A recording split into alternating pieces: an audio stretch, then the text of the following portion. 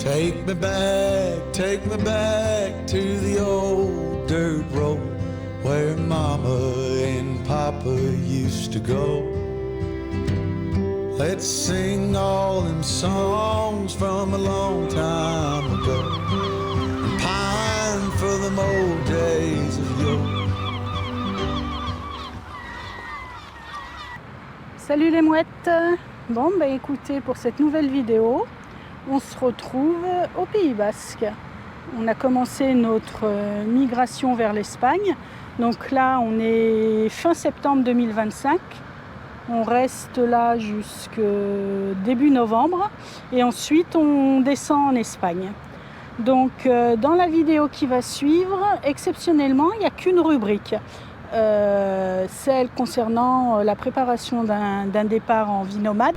Et nous vous expliquons en fait les raisons pour lesquelles on a choisi de partir avec une caravane.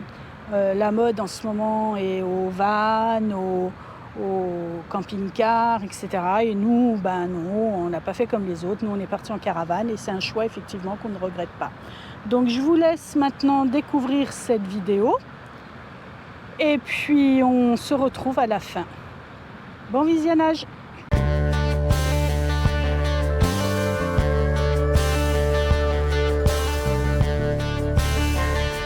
Alors pour répondre à vos questions, on a choisi de se poser au bord de la Meuse, juste à côté du camping où on est en ce moment, dans les Ardennes. On découvre les Ardennes et en fait c'est vachement agréable comme région. C'est hyper vallonné, c'est même plus que des vallons, c'est des mini-montagnes et c'est très très feuillu, très peu de conifères, beaucoup de feuillus. En automne ça doit être magnifique ici.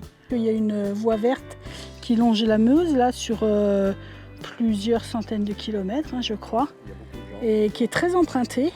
Et de l'autre côté là de la colline, c'est la Belgique. Voilà, on est vraiment à la frontière belge en fait. Donc maintenant on va répondre à la question et puis on vous retrouve à la fin. Alors aujourd'hui là dans cette rubrique, on va répondre à une question qu'on nous pose souvent dans les campings et qu'on nous a déjà aussi posée sous les commentaires sur la chaîne. C'est pourquoi est-ce que nous avons choisi une vie nomade en caravane, en sachant qu'il n'y a pas un choix mieux qu'un autre. Ça dépend de la façon dont vous envisagez votre voyage, ça dépend de votre budget et puis il y a des facteurs propres à chacun. La première raison pour laquelle on a fait le choix d'une caravane, c'est sur notre choix de voyage. On aime bien se poser dans un lieu plusieurs semaines pour prendre le temps de découvrir la région. On aime visiter, on aime traîner à la caravane parce que il faut pas oublier que c'est notre maison. Donc comme tout à chacun, de temps en temps, on aime rester à la maison. En fait, la caravane, elle nous permet de nous poser dans un camping et en ayant un confort minimum. L'eau, l'électricité, la douche, les toilettes, etc. Et en plus, donc, on peut installer nos chats. On voyage avec des chats, ce qui veut dire que à chaque fois qu'on arrive sur une étape, on aménage notre auvent de façon à ce que les chats puissent aller dehors, dans le haut-vent en toute sécurité. Donc ils naviguent entre le haut-vent et la caravane. C'est quand même une structure qui est longue à monter.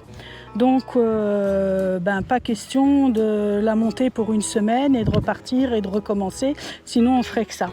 Donc pour ces deux raisons, pour le confort et pour les chats, déjà dans un premier temps, la caravane s'imposait.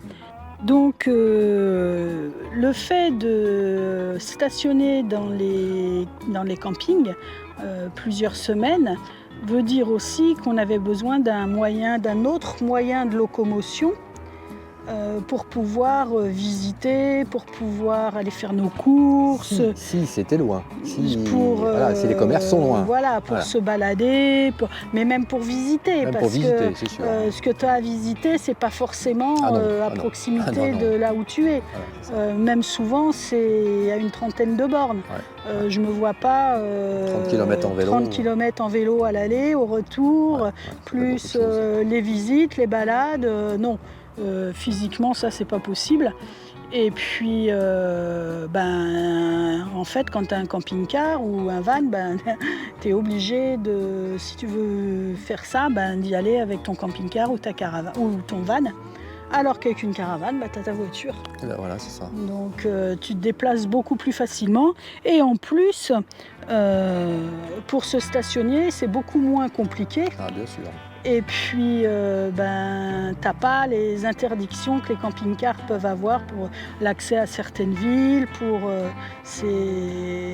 Donc c'est vraiment, pour moi, un plus sur notre façon de voyager, d'être en caravane et de disposer d'une voiture.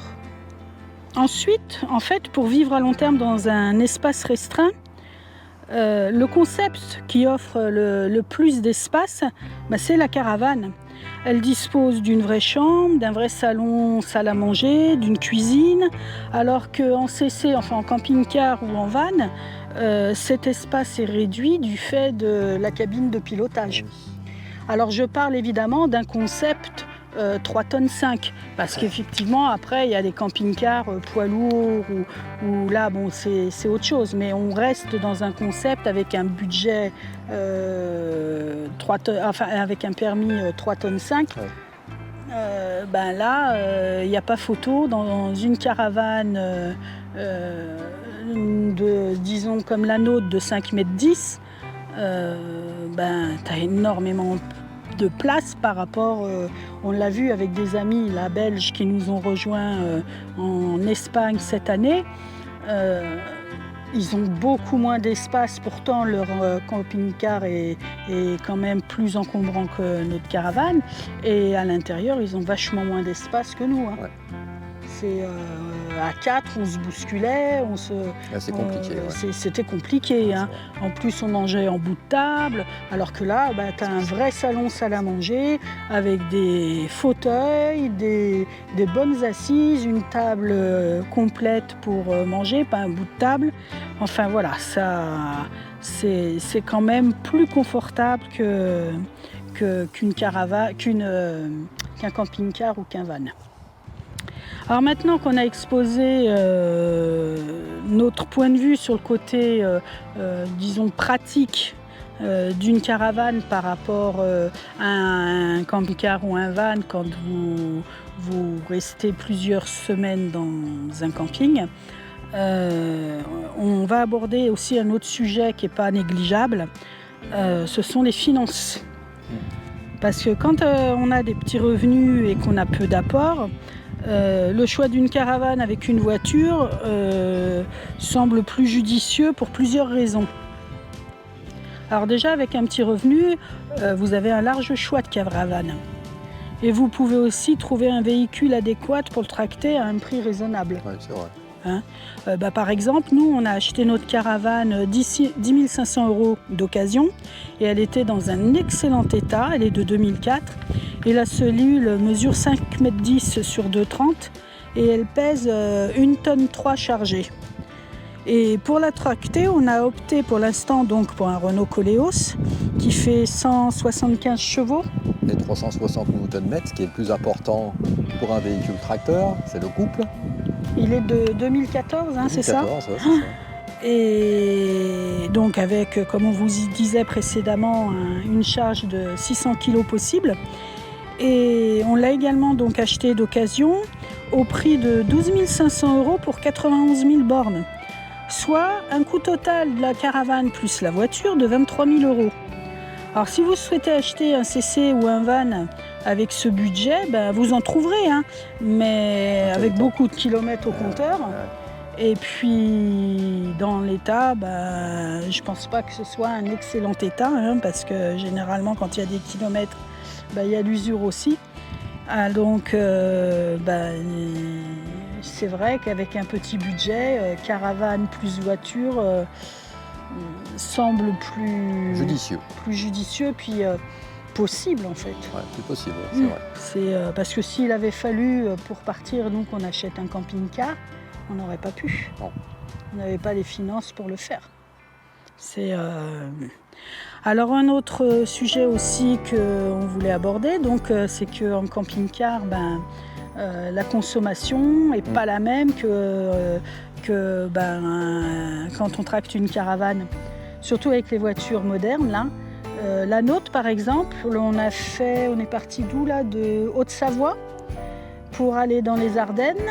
Et on n'a pas fait 9 litres. Et on n'a même pas fait 9 litres au 100. On roule à 80-90 maximum aussi. Ouais. Voilà. Et on a fait de la route, on n'a pas fait d'autoroute. Ouais, c'est ça en plus, c'est qu'on a fait de la route. Je suis pas sûre qu'avec un CC ou un van, on consomme moins. Et en plus, partout où vous allez, vous êtes obligé de prendre le camping-car ou le van et de consommer. Alors que nous, une fois que la caravane elle est posée, pendant plusieurs semaines, on n'utilise que le vélo ou la voiture.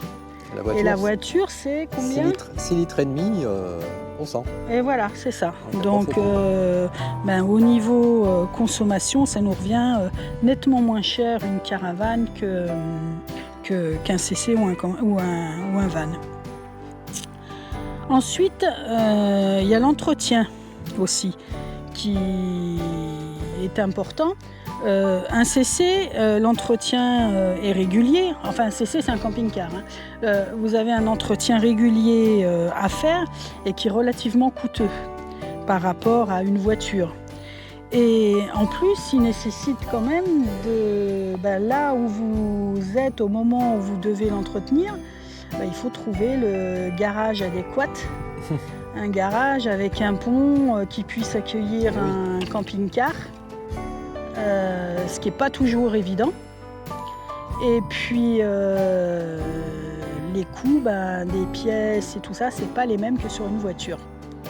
Alors je parle d'une voiture lambda, je ne parle pas d'une Ferrari ou... Déjà pour tracter une Ferrari, ça ne va pas le faire. Mais bon, pourquoi pas. Quoique. On a vu déjà des Porsche.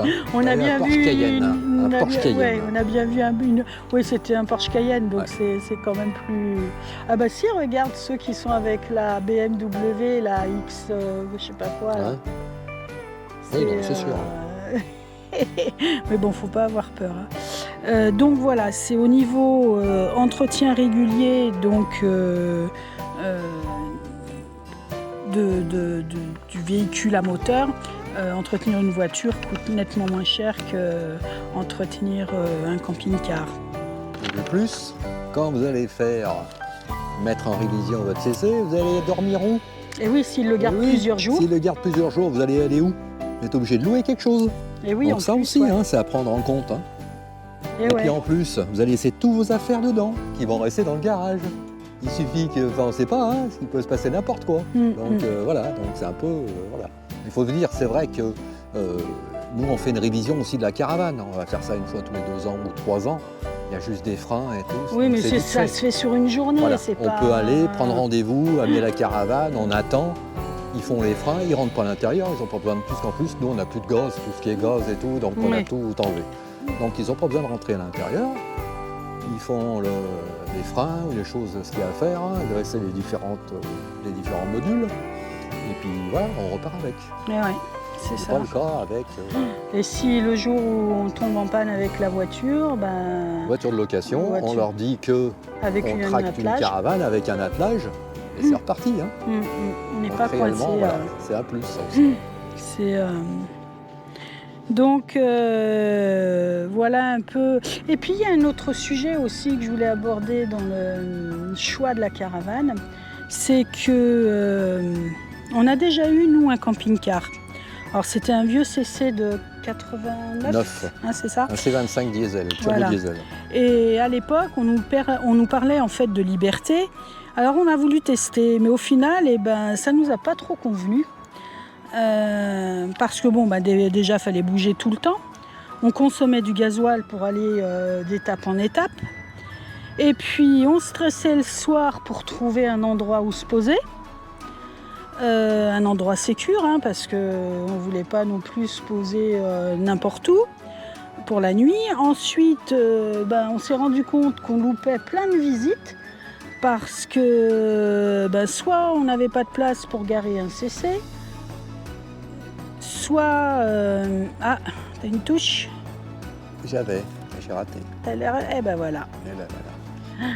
Donc soit on n'avait pas de place pour se garer, soit on était loin et ça nous faisait un peu peur de laisser le CC sans surveillance.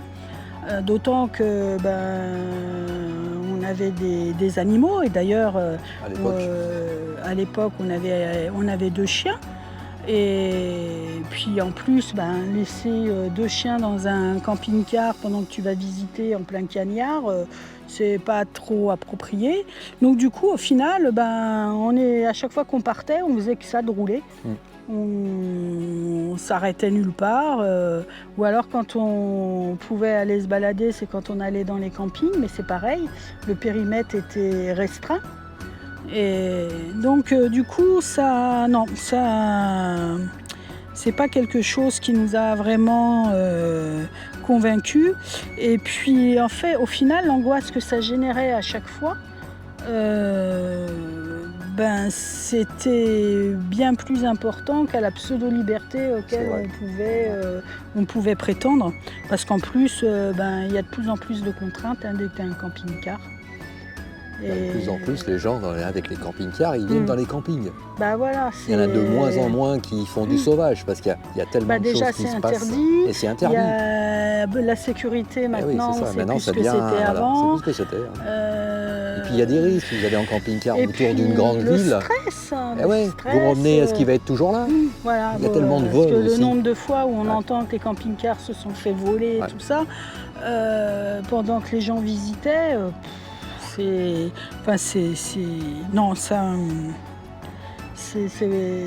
on a pu comparer les deux et la caravane est quelque chose qui nous convient beaucoup plus. Et c'est vrai que ça fait 1 an et demi maintenant qu'on est parti et on est hyper serein en fait. Parce qu'au final, tracter la caravane, quand tu respectes les 80-90 km/h, ça ne génère pas de stress. Hein. Après, il y en a qui diront ouais, mais le trajet et tout, comment vous faites? Alors, madame, parce que madame, il faut qu'elle bosse un petit peu. Alors, madame, elle prend tout le trajet et elle se met sur Google Maps, en Street View, et elle regarde tout le trajet pour voir si c'est une route minuscule. Donc elle dit, ah voilà, ça va être compliqué de passer là, ainsi de suite, donc on ne va pas prendre de risques. Donc elle cherche un trajet contourner pour contourner le problème. Ou alors, parce qu'il y a des choses qui ne sont pas notées. Hein. Vous allez vous mettre, même avec un GPS camion ou chose comme ça, des fois il va vous dire, oui les camions ils passent, mais avec une caravane c'est compliqué. Hein.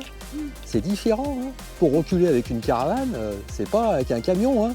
Un camion en plus, alors si c'est un semi-remorque et tout, bon, c'est un peu le même style, mais si c'est un camion même traditionnel, c'est fixe un camion traditionnel. Hein. Vous avez pas il n'y a pas une remorque derrière qui bouge dans tous les sens. Hein. Donc voilà, donc madame fait ça, et du coup, elle fait un petit roadbook où elle note, et donc on met le GPS aussi avec le point GPS, les étapes, et au fur et à mesure, je suis plus ce qu'elle me dit, parce que des fois, je ne vous dis pas, hein, il me ferait passer dans des endroits.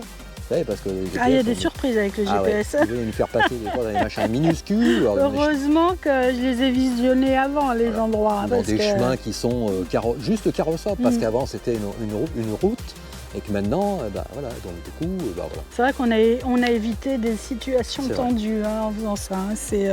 Donc maintenant, ça va très bien comme ça, madame fait ça et tout, on part serein en plus. Voilà. Et au final... et voilà. Donc c'est vrai qu'il y a des endroits, il y a eu des moments où on a pour éviter les problèmes, parce qu'il y avait beaucoup de problèmes, par exemple les routes de montagne qui sont assez sinueuses, ainsi de suite et tout, on s'est dit, bon là il y a une portion, on va pas se prendre la tête, on prend l'autoroute. On prend l'autoroute pour la portion, juste pour la portion, et voilà, on saute les problèmes. Donc je pense qu'on a fait le tour de la question, hein, et que maintenant vous comprenez pourquoi on a fait ce choix de vie nomade en caravane. Si vous avez des questions, vous pouvez les poser en dessous dans les commentaires. Et puis on essaiera d'y répondre rapidement. Même si rapidement, quand tu es à la retraite, ça ne veut pas dire grand-chose. Enfin pour nous en tout cas. Pas trop vite le matin et doucement l'après-midi surtout. Voilà, c'est... Et puis je vous avais remarqué que Patrice y pêchait pendant ce temps-là, pendant notre conversation. Tu pêchais à quoi? Je pêchais, le tout venant, hein, c'est-à-dire je pêchais le poisson blanc. Donc, ouais, mais comme technique. C'est la technique de la canne chinoise. Donc, la canne aux couches. Ah ouais. Voilà, c'est une technique assez spécifique, une canne qui se plie. Voilà. Si on attrape un gros poisson, on peut quand même le sortir. Enfin un gros. Ouais, faut pas une baleine quoi. Hein. Voilà, faut pas tomber sur un silure de 2 mètres parce que là, ça va pas le faire. Hein. Ouais, il y en a un là. Mais il y en a ici. Malheureusement, il y en a. Mais bon, on va passer. Et voilà, nous revoilà. Donc j'espère que cette vidéo vous a plu. Et puis on se retrouve pour une prochaine qui elle sera plus consacrée, on retournera en Bretagne, notre première destination quand on est parti. Et donc une plus traditionnelle avec les visites, la vie de tous les jours, etc. Salut les mouettes et à très vite.